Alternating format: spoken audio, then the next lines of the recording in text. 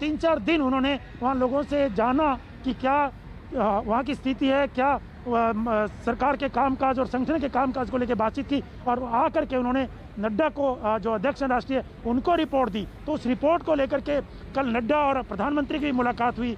तो ये उस फीडबैक के आधार पर भी चीज़ें बातचीत होगी और आगे कैसे बेहतर और किया जा सकता है, इस पर चर्चा होगी। नवजोत। बिल्कुल हिमांशु, जिस एक पॉइंट एजेंडा का जिक्र आप कर रहे थे, देखिए चुनाव ज्यादा दूर नहीं है, उससे पहले वो रिपोर्ट भी आ चुकी है जिसमें नाखुशियां कहीं ना कहीं नजर आई थी, नाराजगियां भी कहीं ना कहीं नजर आई थी। क्या इतने वक्त में, हालांकि बैठकों का दौर लगातार जारी, क्या इतने वक्त में चीजों को सेटल करने की ही कोशिश रहेगी अब?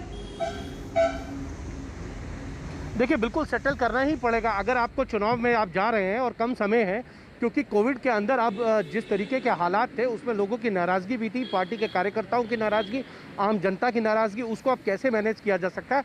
इसीलिए पार्टी ने 8 पिन पॉइंट का एक पूरा रूपरेखा बनाई है। मैंने आपको पहले भी बताया, संगठन, सरकार, जो है जातिगत समीकरणों को किस तरीके से जोड़ा जाए, साथ ही साथ गठबंधन के साथी दलों को कैसे मैनेज किया जाए और नए गठबंधन के साथी दल कैसे लाए जाए, अनुप्रिया पटेल, संजय निषाद, ओम प्रकाश राजभर, इनके अलावा और कौन से छोटे दल जो हैं वो आ सकते हैं, चाहे वो किसी खास जो है जातिगत को रिप्रेजेंट करते हों, उस तरीके से उन छोटे छोटे दलों को भी लाने की कोशिश जो है बीजेपी करेगी। लेकिन बड़ी बात यह है कि योगी को लेकर जिस तरीके से संगठन और आम कार्यकर्ता और सांसद और विधायकों में नाराजगी है, उसको कैसे दूर किया जाएगा, उसको लेकर आज प्रधानमंत्री नरेंद्र मोदी जरूर उनको बताएंगे। क्योंकि प्रधानमंत्री नरेंद्र मोदी का एक लंबा अगर हम देखें तो कार्यकाल रहा है मुख्यमंत्री के तौर पर, और उस कार्यकाल में उन्होंने गुजरात में संगठन और सरकार दोनों को साथ लेकर चले थे, और यही कारण है कि वो लगातार चुनाव जीतते रहे, जब उनके खिलाफ माहौल भी बना।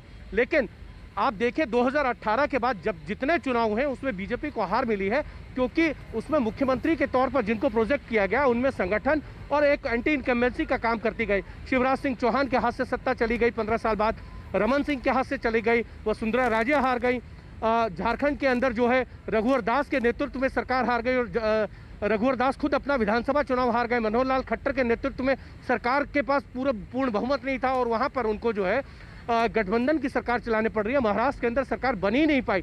तो ये तमाम चीजें हैं जिससे सबक लिया है पार्टी ने कि अगर आप किसी के चेहरे के साथ जाएंगे, उस चेहरे पर सहमति होनी चाहिए। असम के अंदर सहमति नहीं थी, सोनेवाल को लेकर एक नाराजगी थी, और हेमंत विश्व शर्मा ये जानते थे कि अगर सोनेवाल के साथ गए तो वो कहीं ना कहीं नाराज हो सकते हैं हेमंत विश्व शर्मा, इसीलिए पार्टी जो है कलेक्टिव लीडरशिप में गई थी। अब देखना यह है कि कलेक्टिव लीडरशिप में जाएगी या फिर योगी आदित्यनाथ के चेहरे के साथ ही बीजेपी चुनाव में जाएगी, क्योंकि केशव प्रसाद मौर्य एक बहुत बड़ा चेहरा था बीजेपी का, ओबीसी का। पिछले 4 सालों में उनको इस तरीके से साइडलाइन किया गया है कि केशव प्रसाद मौर्य उप मुख्यमंत्री तो है लेकिन उनकी सुनी नहीं जाती है।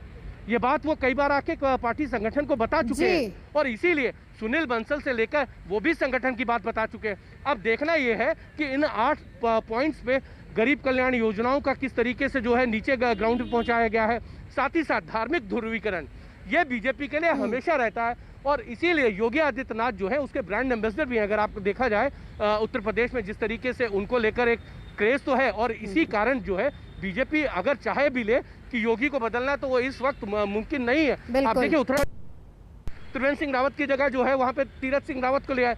क्या योगी को बदला जा सकता है? इस तरीके की परफॉर्मेंस भी नहीं है, और इस तरीके के वो ब्रांड एम्बेसडर है जिनको बदलना आज बीजेपी के लिए। लौटते नजर बना रखिए, मेरे साथ जितेंद्र बहादुर भी है। जितेंद्र बहादुर, सुबह से लेकर अभी तक किस तरह की हलचल है वहां पर, और इस वक्त यूपी सदन में क्या चल रहा है?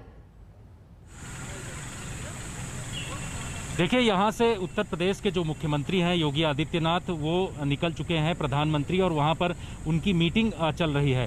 सुबह से यहाँ पर कई अधिकारी जो दिल्ली एनसीआर से जुड़े हुए हैं वो आकर के योगी आदित्यनाथ से मुलाकात कर चुके हैं। यहाँ आपको जानकारी दे दें कि मेरठ मंडल के जो कमिश्नर हैं वो भी यहाँ पर आए हुए थे मिलने के लिए। इसके अलावा जो गौतम बुद्ध नगर के कमिश्नर हैं वो भी मिलने के लिए आए थे। खास तौर से जो एक रिपोर्ट यहाँ पर दी गई है कि जेवर एयरपोर्ट को लेकर के किस तरीके से काम करना है आगे और उसको कैसे बढ़ाना है, इस बात की भी चर्चा प्रधानमंत्री से जो मुख्यमंत्री योगी आदित्यनाथ हैं वो कर सकते हैं, क्योंकि दोनों योगी और मोदी दोनों लोगों का ये ड्रीम प्रोजेक्ट है जो जेवर एयरपोर्ट है, और उसको किस तरीके से आगे आने वाले दिनों में उसका उद्घाटन करना है, इस पर भी बातचीत की जा सकती है। साथ ही जो जानकारी ये मिल रही है कि पैंडेमिक को लेकर के, कोरोना में किस तरीके से दूसरी लहर में उत्तर प्रदेश में काम हुआ है, उसकी भी जानकारी योगी आदित्यनाथ दे सकते हैं प्रधानमंत्री को। और तीसरी लहर के लिए तैयारियां क्या हैं, क्योंकि बताया जा रहा है कि तीसरी लहर में बच्चों को काफी नुकसान हो सकता है, तो ऐसे में उसकी तैयारियों को लेकर के एक विस्तृत जानकारी और विस्तृत रिपोर्ट दे सकते हैं। इस तरीके की जानकारियां मिल रही हैं और प्रधानमंत्री के साथ बैठक में वो तमाम चीजें शेयर करेंगे। बिल्कुल, जितेंद्र बहादुर सिंह, हिमांशु मिश्रा, अशोक सिंघल लगातार हमारे साथ बने हुए हैं। मुलाकात